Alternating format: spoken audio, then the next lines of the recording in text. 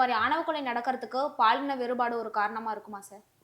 இது போன்ற ஆணவ படுகொலை நடப்பதற்கு கண்டிப்பா ஆண், பெண் பாகுபாடு ரொம்ப முக்கிய பங்கு. இங்க ஆணா இருக்கிறவன் ஆணாதிக்க சமூகமா, அவனால என்ன வேணாலும் செய்ய முடியும். இந்த கட்டமைப்பு வந்து ஆணாதிக்க சமூகத்த உருவாக்கியிருக்கு.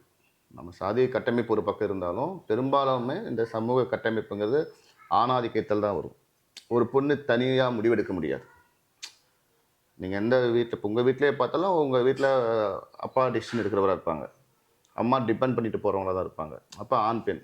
இதில கம்யூனிட்டி தாண்டி இந்த விஷயம் இருக்கு. அப்போ இந்த மாரி கொலைகள்ல வந்து பெண்களோட சுயமுடிவுங்கிறது ரொம்ப பிரச்சனையா நிக்குது.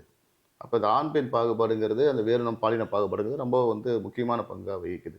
பெண்களுக்கான தனி மனித சுதந்திரங்கிறது ரொம்ப கேள்விக்குறியா தான் இருக்கு. நம்ம என்னதான் வந்து பேசிக்கிட்டே இருந்தாலும், எழுத்துப்பூர்வமா பெண்ணிய சுதந்திரம், பெண்ணியம் அப்படிலாம் பேசினாலும், அவங்களுக்கான சுய முடிவு, சுயமா சிந்திக்கிறமான சுதந்திரங்கள் இங்க வந்து திணிக்கப்படுதே தவிர, யாராலுமே டெசிஷன் எடுக்க முடியல.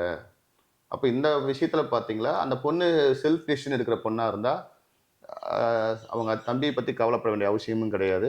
அதேபோல அவங்க வந்து சர்வைவல் பண்ண முடியும் ஈஸியா. என்னுடைய டெசிஷன் இது. நான் எப்படி வேணாலும் மேரேஜ் பண்ணிக்குவேன். என்னுடைய லைஃப் இது. இந்த கம்யூனிட்டி எதுவுமே இன்டர்ஃபியர் ஆகக்கூடாது. அப்படின்னு அந்த பொண்ணு சொல்லலாம். அப்போ முக்கிய பங்கு வந்து சாதியை கடந்து இங்க பெண்ணோட அந்த எப்படி சொல்லணும்? பெண் விடுதலையே கேள்விக்குறியா தான் இருக்குன்னு சொல்ல முடியும் அப்போ. அப்போ ஆண், பெண் பாகுபாடுங்கிறது ரொம்ப ஒரு முக்கியமானது. ஆணாதிக்க சமூகத்தில தான் நம்ம இன்னமும் வாழ்ந்துட்டு இருக்கோம். அத வந்து இங்க தெளிவுபடுத்தாம இந்த அரசாங்கம் கடந்து போறது பெரிய பிரச்சனைக்குரிய விஷயமா நம்ம இதில பார்க்குறோம்.